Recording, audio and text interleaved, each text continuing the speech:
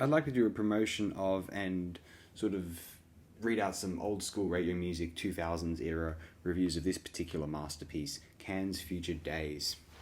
If you're already familiar with this, you don't need me to inform you about it anymore, although I'll be relaying other people's information, to be fair, so maybe you'd want to hear that.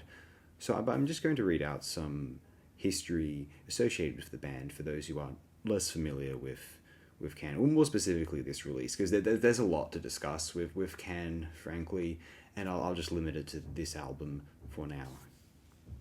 So Future Days is the fourth studio album by the German experimental rock group Can, released in 1973. It was the last Can album to feature Japanese vocalist Damo Suzuki, and sees the band exploring a more atmospheric sound than their previous releases. On Future Days, Can foregrounds the ambient elements that they had explored on previous albums, dispensing largely with traditional rock song structures and instead creating hazy, expansive soundscapes dominated by percolating rhythms and evocative layers of keys.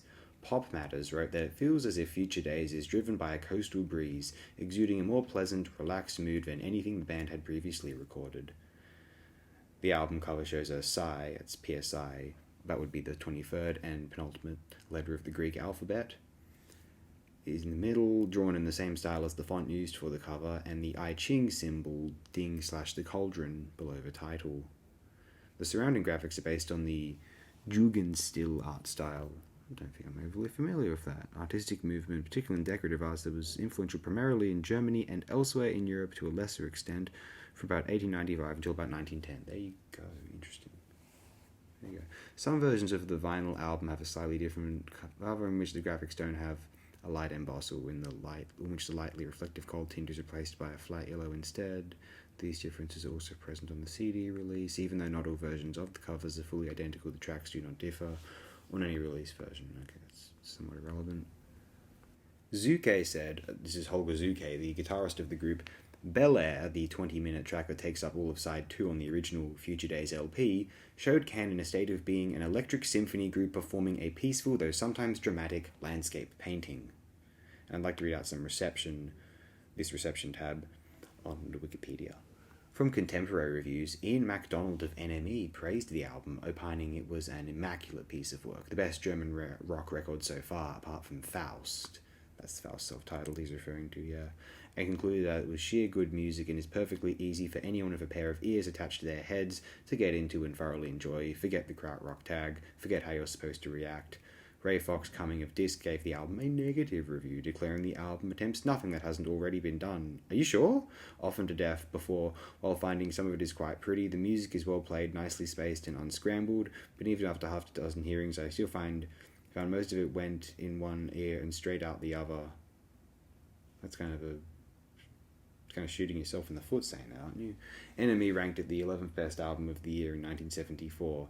From retrospective reviews, AllMusic's Anthony Tognazzini called it fiercely progressive, calming, complex, intense and beautiful all at once, and one of Can's most fully realised and lasting achievements. He also praised Suzuki's vocal performances, described as all minimal texture and shading, as being his most inspired, and praised the track Bel Air as a gloriously expansive piece of music that progresses almost imperceptibly, ending abruptly after exactly 20 minutes.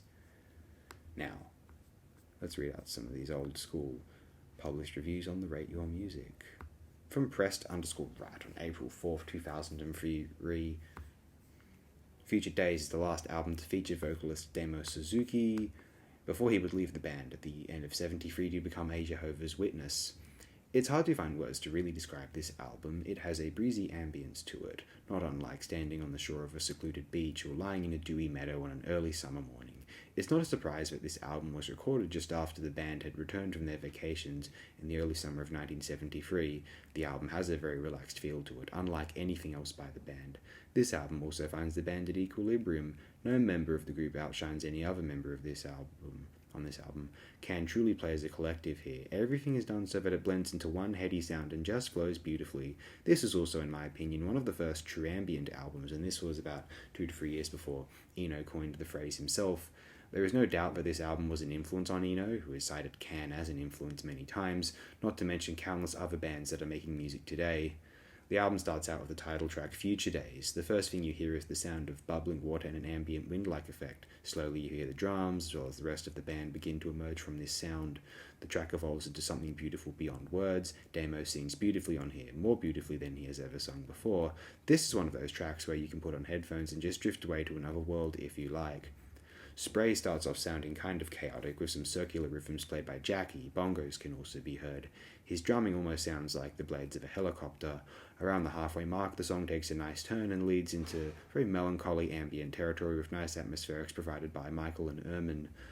Moonshake, the album's third track, sounds out of place compared to the other three tracks. Whereas the other three tracks are very ambient, mellow, and meditative sounding, this is very upbeat and very much grounded. It's not a bad track at all, but it kind of takes away from the flow of the album, especially when you are wearing headphones and are in the trance set by the first two tracks on the album.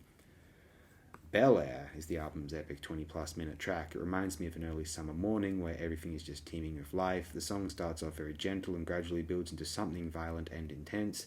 Suddenly everything melts away, and for a minute or so you're left with the sounds of some insects and an exotic chirping bird, which is obtained from an archived tape. Things slowly start to pick back up again, but before it does, the song fades back out and the album is finished. This is simply an amazing album. Along with Tago Margo, this is Can's crowning achievement, though some of the band might disagree. While Michael and Holger both loved the album, Michael once said it's the best thing he'd ever done, Jackie and Damo didn't like the album. Jackie thought the album was too symphonic and once even referred to it as shit. Damo found the album to be boring and not as much of a freak-out as the previous albums were. There is no doubt that this is one of the greatest albums of the 70s and all time. It's simply a masterpiece and has influenced everyone from David Bowie and Brian Eno to Sonic Youth and Radiohead. Very cool. From Proghead 72, August 11th, 2003, final album with Damo Suzuki. Just by listening to this album, you can sense that this will be their final album with him. He tends to be a lot more low-key than on previous albums. He then got married and became a Jehovah's Witness.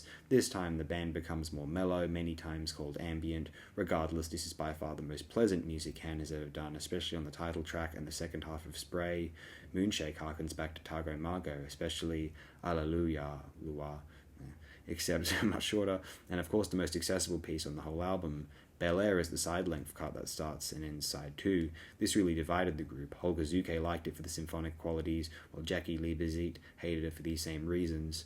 A few Can fans thought it sounded too much like prog rock for their liking, but since I'm a big prog rock fan, it doesn't bother me any. In fact, a lot of it reminds me a lot of that fusion-influenced prog that existed at that time, and while some might complain of it being too prog, the band still played as an ensemble, so you don't get solos, as the band always avoided them. This song seemed to have that feel of being in the meadow, no doubt helped by the sound of chirping birds heard on a small section of the piece. Spray starts off as an experiment of percussion, but the second half demonstrates the more mellow nature of the album, with Erman Schmidt's organ and Damo Suzuki's often unintelligible singing. He sounds like he's singing It's Downtown When It Rains over and over, but he could be singing something else. This certainly sounds very little like anything they've done before, aside from Moonshake, and just when you thought you knew the band, they gave us Future Days, a great album and a definite favourite of mine. Let's see, so Karita got a couple more.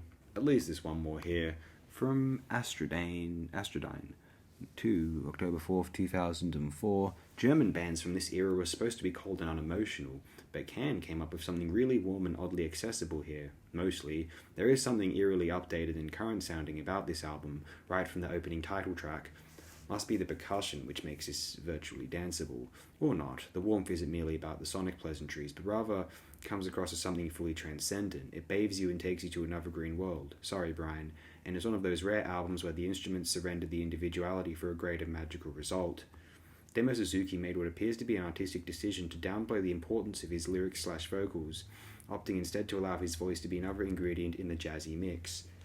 This album is very peculiar in the way it manages to be so accessible and avant-garde at the same time, and of course Future Days was way ahead of its time. Very prescient title, methinks.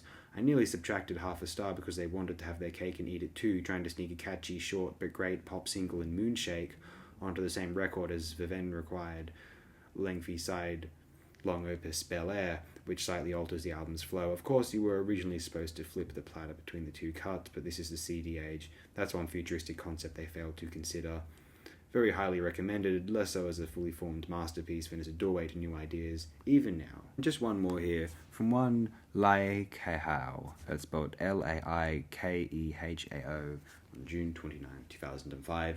The slaving of punk and proto-punk bands that has been the dominant feature of rock criticism ever since the middle 1970s masks the fact that many of these bands do not actually do that much to create either memorable or distinctive music. Even the most artistic proto-punks, though clearly extremely influential, were not always good at producing music that can catch the ear with power and beauty. Of these groups, Can undoubtedly stand as the great jewel, but they were clearly influenced by the Velvet Underground. Can dramatically surpassed the Velvets at their own craft for their ability to make music on the most primitive equipment, still have the most wonderfully expressive quality that so often makes good music stand out. Future Days was clearly Can's pinnacle. Moving on from the often harsh character of previous works, they were able to create a record that combined delicacy and sheer emotion like few other records. The way in which singer Demo Suzuki moves from a whisper in one verse of the title tune to a shriek in another was and is quite stunning, and the ability of Karoli, Liebzit, Zuke, and Schmidt to build for 9 minutes from barely audible to loud remains amazing. The dense multi-textured sound might seem forbidding, but is really absorbing and emotional, a facet seen also in the beautiful finale Bel Air, whilst Moonshake was a concise, danceable single whose incomprehensibility seems joyful. Spray, the other track, is even more beautiful and delicate than Bel Air, yet at the same time the instruments, in a remarkable way, each create their own individual mood that Suzuki's vocals break up remarkably well. After Future Days, Can lost Suzuki, and though they were able to travel further into their own depths on Soon Over Babaluma, they never released another record with equally dense, demanding, or inimitable music. I'm a huge fan of Soon Over Babaluma. That's an amazing album, in my humble opinion. Well, anyway, I think I'll close it here. There's some noise going on outside, so I might as well. Thanks again, my good and dear friends. Appreciate it immensely.